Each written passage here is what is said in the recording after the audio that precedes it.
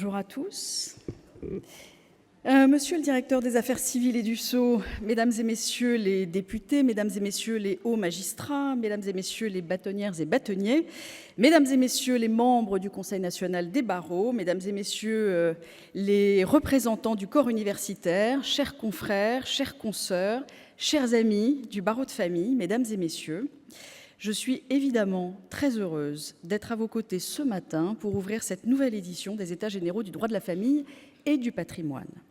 Des États généraux, cela a déjà été dit, qui fêtent aujourd'hui leurs 20 ans d'existence, 20 ans de réussite, 20 ans de formation et 20 ans d'innovation. Des États généraux qui couronnent votre engagement, vos combats et vos victoires. Des États généraux, enfin, où nous nous retrouvons en famille pour un premier discours de présidente. Je n'aurais pu rêver plus belle et meilleure assemblée que vous. Merci aux élus du Conseil national des barreaux, Valérie Grimaud, Pascal Lallaire, Caroline Mécari et Charlotte Robe, qui n'ont compté ni leur temps, ni leur ardeur pour élaborer ce programme exigeant, fidèle aux ambitions originelles des États généraux. Rappelez-vous, en 2004, et je les vois là, et je les aime, Hélène Poivet-Leclerc et Béatrice Weisgout, deux membres alors du Conseil national des barreaux,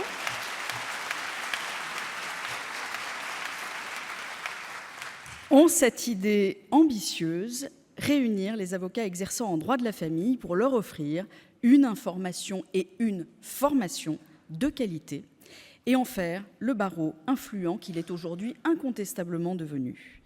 Mesdames, un très grand merci à toutes les deux.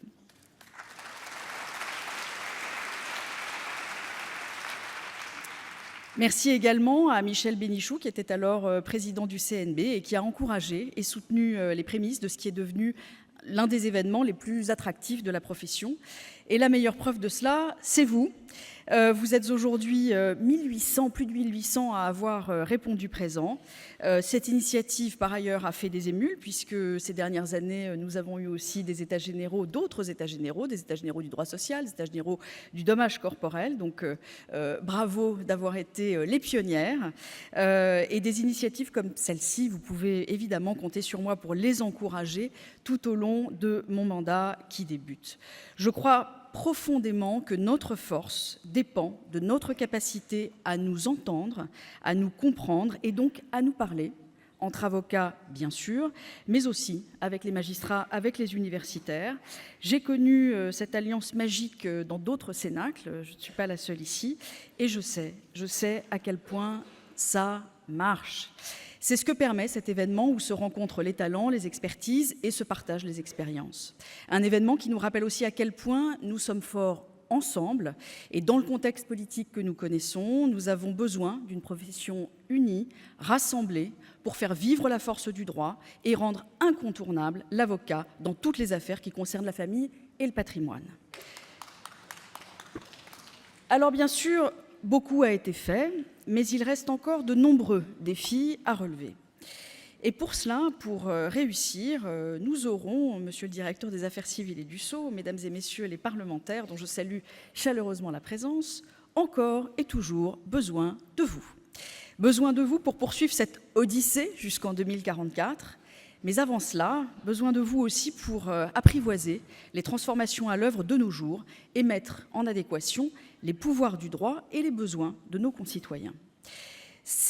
Car convenons-en, il est parfois difficile de s'y retrouver parmi les lois, les décrets, les directives européennes, et même si leur but initial est bien souvent de simplifier, d'accélérer les procédures, la multiplication des textes peut parfois produire l'effet inverse. Sans compter l'internationalisation croissante des problématiques liées au droit de la famille. C'est pourquoi, monsieur le directeur, le projet de code de droit international privé présenté au garde des Sceaux en mars 2022 doit être relancé. Oui, je commence fort. Cet outil permet à la fois d'améliorer l'accessibilité, la lisibilité du droit international privé français, tout en contribuant à l'attractivité de notre système juridique à l'étranger. Et il existe, il est là, reste à le partager et à le faire vivre. Pour cela, nous comptons sur vous. Nous comptons également sur vous concernant un enjeu particulièrement brûlant, la prise de date via le RPVA, obligatoire devant le tribunal judiciaire depuis le 1er juillet 2021, pour permettre la délivrance d'une assignation. Vous connaissez bien ce sujet, monsieur le directeur, je sais que vous vous en êtes saisi, mais nous devons encore, ensemble, poursuivre l'effort, car derrière nos cabinets, derrière nos écrans d'ordinateur, dans l'attente de ces dates, ce sont nos concitoyens qui peinent, qui prennent des risques, qui subissent des situations de violence absolument terribles. De cette situation au déni de justice, il n'y a effectivement qu'un pas. Le Conseil national des barreaux avait déjà voté une résolution dénonçant une pratique qui constitue en l'état un instrument de gestion des flux. Mais il semblerait que la situation ne se soit pas améliorée, bien au contraire. De plus en plus de confrères partout en France sont confrontés à cette impossibilité d'accéder aux juges, faute de date disponible sur la plateforme. Nous devons travailler ensemble, monsieur le directeur, avec les magistrats également, pour identifier les raisons de ces problèmes et les régler. Car une chose est sûre, nous ne pouvons pas accepter que le justiciable soit privé de son droit le plus fondamental, d'avoir accès aux juges. Quel État de droit refuse l'accès des citoyens aux juges? Nous ne pourrons pas continuer bien longtemps à nous revendiquer le pays des droits de l'homme si nous poursuivons dans cette direction. Alors un seul mot d'ordre, travaillons ensemble. Je sais effectivement que nous le faisons déjà régulièrement. Vous pouvez compter sur les avocats, vous pouvez évidemment compter sur le barreau de famille. Un barreau agile, toujours en pointe quand il s'agit d'innover. Les modes amiables de règlement des conflits en sont une bonne illustration. Bien avant que l'amiable ne connaisse l'engouement politique de cette dernière année, avec notamment le lancement par le garde des Sceaux d'une politique dédiée, vous, nous, avocats, avocates exerçant en droit de la famille, y aviez déjà assez largement recours pour une raison simple, le contentieux de la famille nécessite à la fois une prise en compte des dimensions juridiques et affectives qui nourrissent toutes les relations humaines. C'est ce qui vous a mené à imaginer la procédure participative qui doit désormais s'ancrer dans notre quotidien d'avocat, et je sais que cette ambition est partagée avec le garde des Sceaux et avec vous, monsieur le directeur.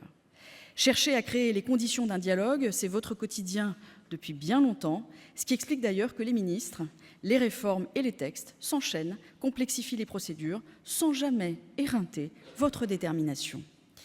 Reste, je le sais, que c'est un combat, et je veux vous dire que vous pourrez compter sur moi, comme sur les élus du Conseil national des barreaux, pour vous soutenir dans ce combat dans les années à venir. Nous défendrons vos intérêts, votre exercice, et surtout, nous mettrons un point d'honneur à apporter des réponses à vos questions et des informations fiables quant aux évolutions procédurales et autres nouveautés législatives ou normatives qui entraîneraient des conséquences sur votre quotidien. J'en prends d'autant plus l'engagement que je sais l'actualité dense en la matière. Un premier exemple, un petit peu irritant, les décrets Magendie. Est-ce que la publication du décret du 29 décembre dernier nous satisfait entièrement? Certainement pas. Il y a dans ce texte, il faut aussi le reconnaître, le directeur le sait, je dis quand ça va, je dis quand ça va pas. Mais quand on dit quand ça va pas, il faut aussi savoir dire de temps en temps quand ça va. Il y a dans ce texte un effort incontestable de clarification. Il y a évidemment l'allongement des délais, notamment dans la procédure court-circuit, si je puis dire, qui est important, mais on est d'accord, ça ne saurait suffire. Nous restons absolument convaincus qu'il aurait fallu un assouplissement du régime des sanctions. Reste qu'aujourd'hui, le décret est ce qu'il est, et qu'il faudra donc, et ça, en revanche, il faut qu'on puisse se mettre d'accord là-dessus, il faudra évaluer son impact et être capable d'apporter des éléments concrets pour faire encore bouger les lignes. Un autre exemple, et non des moindres, les moyens et les outils alloués à la lutte contre les violences intrafamiliales. Depuis le 1er janvier, les pôles spécialisés au sein des juridictions ont commencé leur office. C'est un premier pas qui doit être accompagné par de nombreux autres. Je pense d'abord aux moyens qui leur sont accordés, mais aussi à l'allongement de la durée de l'ordonnance de protection qui fait l'objet d'une proposition de loi adoptée par la Commission des lois il y a quelques jours, la Commission des lois de l'Assemblée nationale, et qui doit se concilier avec le nécessaire respect du contradictoire et des droits de la défense. N'oublions pas, évidemment, que nous sommes avocats. Les élus du CNB, vos élus, se sont entretenus avec la rapporteure de cette proposition de loi, Émilie Chandler, ancienne membre d'ailleurs du CNB, soit dit en passant. Et s'il y a des précisions évidemment à apporter, l'élan est le bon. C'est un deuxième pas, un pas déterminant qui est le fruit de mois, d'années d'influence des avocats. C'est votre victoire. Le fruit de toutes ces années passées aux côtés d'enfants, d'hommes, de femmes vulnérables. À leur côté, en les conseillant, en les défendant, en les accompagnant dans les moments parfois les plus douloureux de leur vie, vous avez développé une connaissance fine et sensible des problématiques qui fragilisent notre société.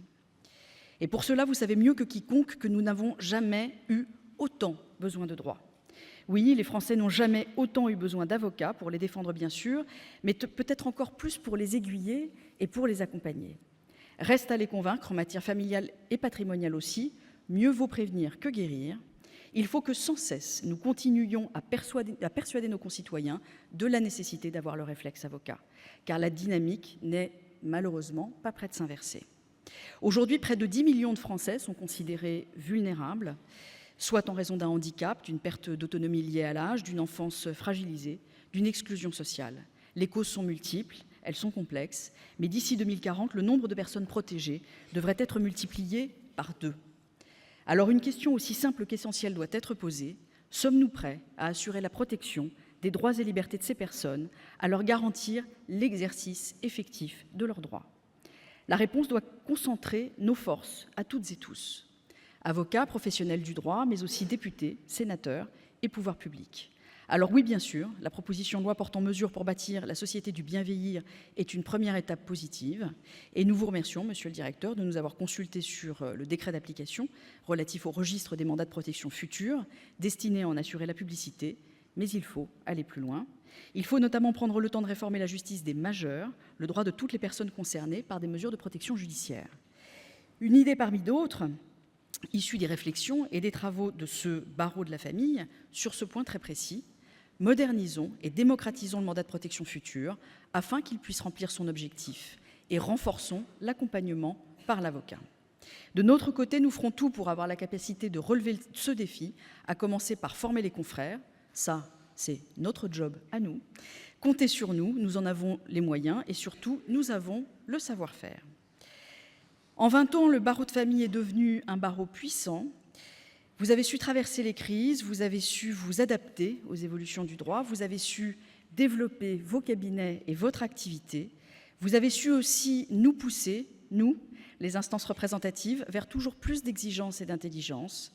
Je n'aurai donc aujourd'hui qu'une seule recommandation, continuez car votre ambition nous porte et nous rend fiers. Merci à chacune, à chacun d'entre vous. Je vous souhaite d'excellents états généraux et rendez-vous dans 20 ans. D'ici là, très bon anniversaire.